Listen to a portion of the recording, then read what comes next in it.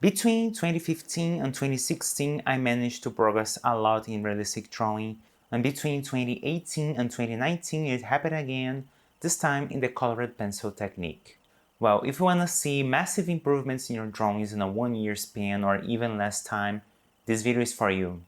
Hi, my name is Matheus Macedo. On this channel I talk about realistic drawings, and in this video I want to teach you what's the secrets to evolve dramatically in drawing or even in other areas of your life, because the tips shared here can be applied to other activities as well. On the moment I'm recording this video, we are at the beginning of the year 2025, and if you're like me, you've written out some New Year's resolutions, and it may be that you're willing to draw more or get better at drawing this year. I personally think that any time of the year is time to set new goals, and recently I started setting 3-month goals instead of 1-year ones, inspired by the book 12-Week Year, but setting goals and making plans is something I love doing anyway. If you really want to experience a noticeable improvement in what you do, I'm sure at least one of the tips given here are going to be useful to you. So let's get right into it. I know it's going to sound like a cliche, but you have to get out of your comfort zone. Practicing is important, but if you keep doing the same thing over and over again, you'll reach a plateau, you'll become stagnant. There is this quote wrongly attributed to Albert Einstein, but actually it was said by Rita Mae Brown. The quote says, insanity is doing the same thing over and over again and expecting different results. This phrase perfectly translates the mindset you need to adopt if you want to keep improving, no matter what activity you're performing. If you want to get better at, let's say, bodybuilding, you need to change the load you lift, to try different workouts. If you want to expand your repertoire in the kitchen, you have to learn new recipes. If you want to get better at speaking another language, maybe you should stop focusing on the grammar and practice talking to other people, and so on. When it comes to drawing, you need to identify what your weak points are, what's making you dissatisfied, and work on them. Maybe you notice that your drawings are dull, they are lacking contrast. Maybe you have a hard time drawing hair, or you're struggling with skin texture. Or maybe you're just feeling stuck and want to try a different medium like colored pencil, pastel, or ballpoint pen. If you feel lost though and don't know what your weakness is, what you need to improve, maybe you need the help of an expert. I'll cover this topic soon, I'll get to it. But in short, the idea here is that you need to get out of your comfort zone. I don't know if you're already familiar with this concept, but here I'm talking about the idea of deliberate practice or purposeful practice. And deliberate practice involves setting specific, well-defined goals. There is that famous line in Alice in Wonderland, if you don't know where you want to go, then it doesn't matter which path you take. Then you run the risk of practicing without direction, without knowing where you want to go. The good news is, when your goal is well defined, you'll probably feel even more motivated to draw, it will give you a boost. I'm going to do this myself. For the next 3 months, I'm going to focus on studying colored pencils, not only because I want to record courses on this subject, but also because I've done some good drawings in the past with them, but those drawings were left behind and I've stopped practicing with this medium. And to make my goals more specific, I'm going to focus on certain themes.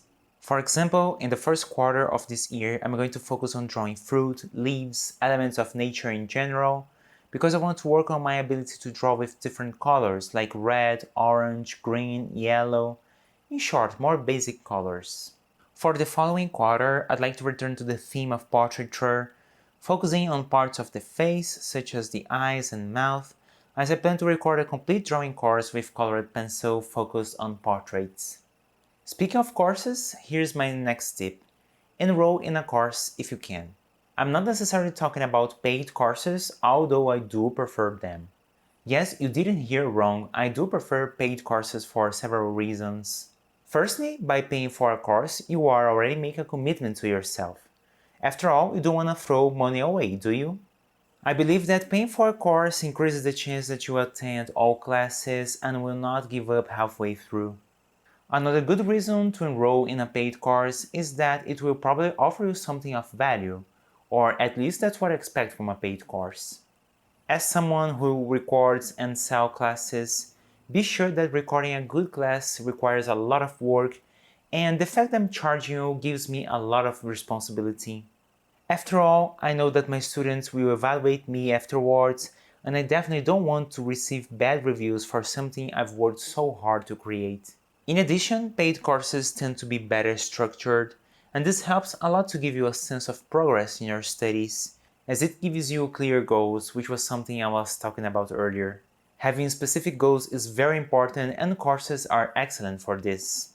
Now, if you can't afford a paid course, there's plenty of free content on the internet, especially here on YouTube.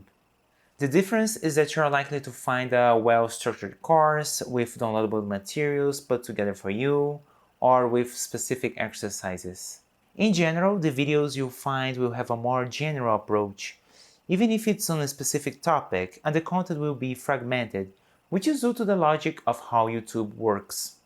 In any case, you could, for example, create a playlist with videos on the subject you want to learn and focus on them for a while. You have to be consistent. After all, deliberate practice is all about putting a bunch of baby steps together in order to reach a long-term goal, and it's important that these steps are going in the right direction. One last piece of advice I'd like to give you is to seek feedback from an expert. You have to know if you're doing something right, and if not, how you're going wrong. Ignore the feedback from family and friends. If your art is bad, they probably won't tell you the truth because they'll be afraid to hurt your feelings. And if they're not experts, they won't be able to identify what you should improve in your drawings anyway. Having feedback is another reason to enroll in a paid course, because usually, not always, but usually in a course you will have access to the instructor. And if he's a good instructor, he will point out your weaknesses and tell you what you have to do to overcome them. I myself do give feedback to my students in my courses because it's very important. By the way, I talk a lot about online courses because I work on the internet, but there may be excellent teachers where you live.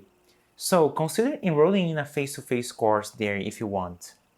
Now, if you don't know any good teachers in your area, the internet does offer an infinite number of them, and I am one of these teachers. All the courses I've recorded so far are available on Skillshare, which is an online learning platform where you can find many other instructors teaching not only drawing, but also painting, photography, marketing, design, productivity, and many other topics. If you're interested, sign up to Skillshare using my link and get a 1-month free access to explore the platform.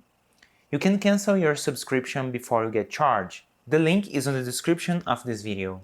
To wrap up, since I'm talking about deliberate practice, I'd also like to recommend the book Peak: Secrets from the New Science of Expertise by Anders Ericsson and Robert Poole. Anders Ericsson was the one who researched and coined the term deliberate practice, so if you want to delve deeper into this topic, this is the main book on the subject. I'll leave a link to this book on the description too. I hope this video was helpful and you'll be able to improve immensely in your drawings or in whatever area you're working on at the moment. Thanks for watching, and I hope to see you in the next video.